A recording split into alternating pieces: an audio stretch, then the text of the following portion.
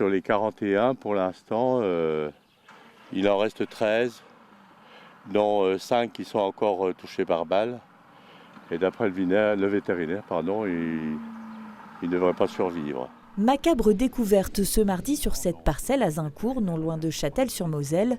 Un moment difficile pour cet éleveur. Attention, certaines images peuvent heurter la sensibilité du public. Voilà, donc un qui était blessé et qui n'a pas survécu, par exemple. Jean-Louis Husson a perdu les 2/3 du troupeau d'agneaux qui paissaient dans cette prairie. Ils ont été abattus par balle dans la nuit de dimanche à lundi.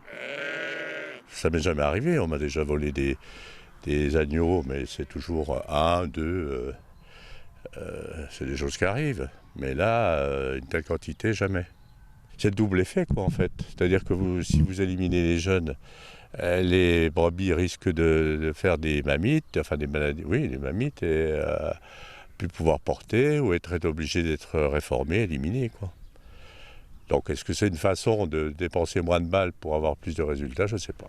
Des tirs réalisés au petit calibre, vraisemblablement silencieux puisque passés inaperçus auprès du voisinage.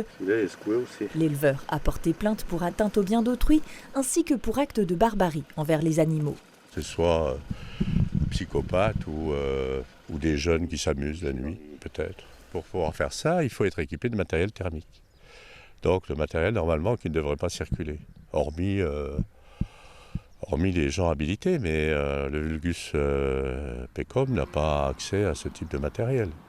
De quoi s'interroger donc sur les motifs de cette attaque, d'autant que l'exploitation a déjà subi des actes malveillants en 2018, avec l'abattage volontaire d'une vingtaine d'arbres fruitiers sur cette autre parcelle. Jean-Louis Husson est à la retraite, mais il gère le troupeau en attendant le retour de sa fille dans la région, qui a récemment pris sa suite. Une affaire qui scandalise aussi la Chambre d'agriculture des Vosges. Il y a quand même une jeune qui a repris ce troupeau-là, et pour démarrer avec les problématiques sanitaires que l'on connaît dans le milieu de l'élevage avec la FCO, avoir ce type d'événement sur l'exploitation, ça ne donne pas envie de continuer à se battre et à développer. Donc il est important que les auteurs soient retrouvés et qu'on sache pourquoi on est arrivé à telle extrémité. Ah, ça, c'est une brebis. Sur les 270 bêtes que compte l'exploitation Husson, la fièvre catarrhale ovine a en effet emporté une quinzaine de brebis.